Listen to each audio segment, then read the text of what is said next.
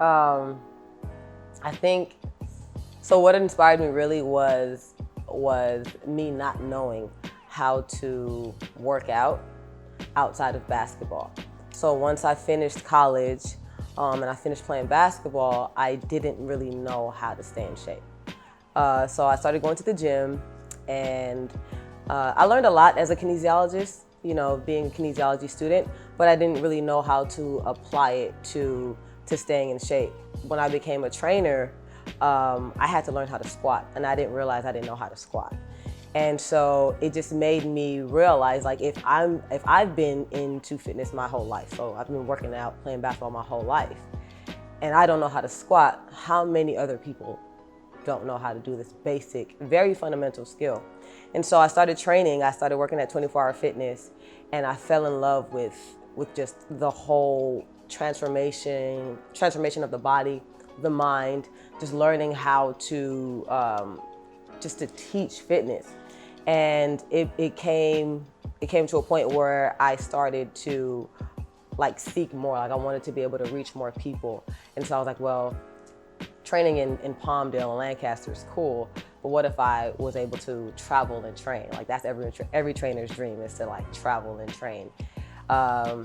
And so I quit training for a little, I didn't quit, sorry. I transitioned into teaching sports on a cruise ship. And so I did that, and it was not training at all, like at all. So when I came back to Cali, I moved to Canada, Vancouver, not Montreal, but I was in Vancouver, and I came across this group called Innovative Fitness, and their tagline was, what if? Like just what if? And they taught me so much about functional training and about just muscular imbalances. And I realized through them that like my body was jacked. Like I had no glute strength. Everything was just wrong. And so it went back to me not really knowing. So yeah, I learned a lot at 24 Hour Fitness, but in Canada, I learned so much more. And I decided that, like, I realized I needed to take what I've learned and like give it to the masses. So when I came back to California, I made it a point to really dive in on how the body works and figure out how to train someone like me who's been active their whole life but still doesn't really know what they're doing, right? And then the everyday person who hasn't trained at all, how can I make the connection to training an elite athlete to training an everyday, weekend warrior?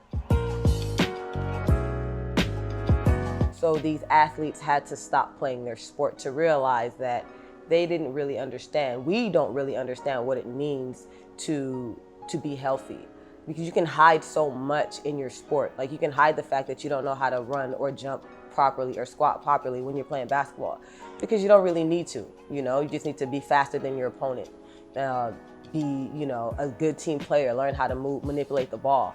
And what I'm finding a lot is that there's so many athletes, like ex-athletes, who are overweight and in pain. Like they're living with so much pain, and they just don't know what to do. And if they're not playing basketball or playing their sport, they're not working out.